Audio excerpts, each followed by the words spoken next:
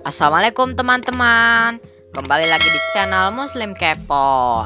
Ketika nyawa ayah Nabi Muhammad ditukar dengan unta, Abdullah bin Abdul Muthalib digambarkan sebagai pemuda berwajah tampan dan menarik. Kisah Abdullah ketika hendak dijadikan persembahan membuat wanita-wanita Makkah tambah penasaran.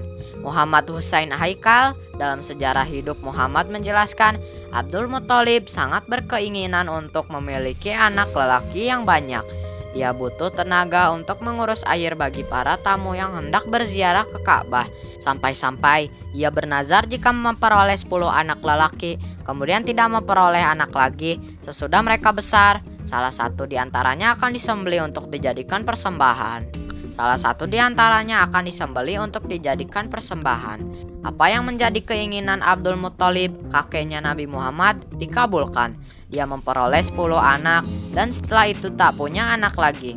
Dia memanggil semua anak lelakinya demi meluluskan nazarnya.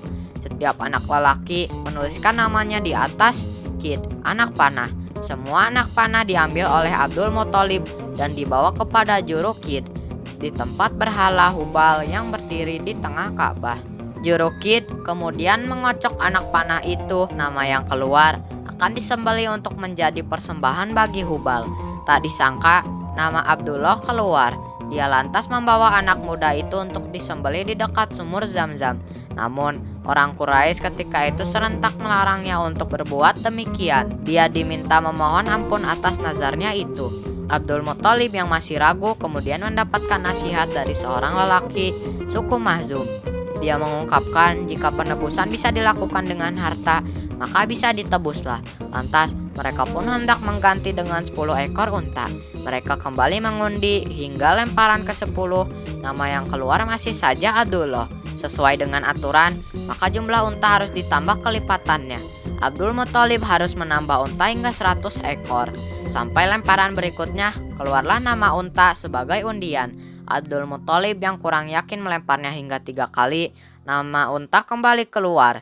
Selamatlah Abdullah dari persembahan. Abdullah pun kembali dalam aktivitas sedia kala, membantu ayahnya dalam menyambut tamu dan mengelola sumur Zam-Zam di Makkah. Sampai pada saatnya, pemuda Abdullah yang sudah mencapai usia 24 tahun dinikahkan dengan Aminah binti Wahab bin Abdul Manaf bin Zuhra, pemimpin suku Zuhra ketika itu.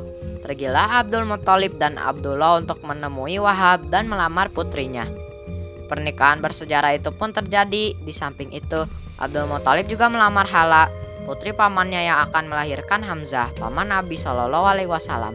Abdullah tinggal selama 3 hari di rumah Aminah. Setelah itu, mereka pindah ke keluarga Abdul Muthalib. Tidak beberapa lama, Abdullah kemudian pergi untuk urusan dagang ke Suriah. Dia meninggalkan istrinya yang tengah mengandung bayi suci, Nabi Muhammad. Selain ke Suriah, Abdullah juga pergi ke Gaza dan kembali lagi. Dia lalu singgah di tempat saudara-saudara ibunya di Madinah untuk sekedar beristirahat. Ketika hendak pulang ke Mekah, Abdullah menderita sakit. Berita itu pun sampai ke Abdul Muthalib. Ia mengutus Harits, anaknya yang sulung, untuk ke Madinah dan membawa pulang Abdullah. Harits diberitahu jika Abdullah sudah wafat dan dikuburkan setelah kafilah berangkat ke Mekah. Terima kasih teman-teman yang sudah menonton. Jangan lupa like, comment, share, dan subscribe.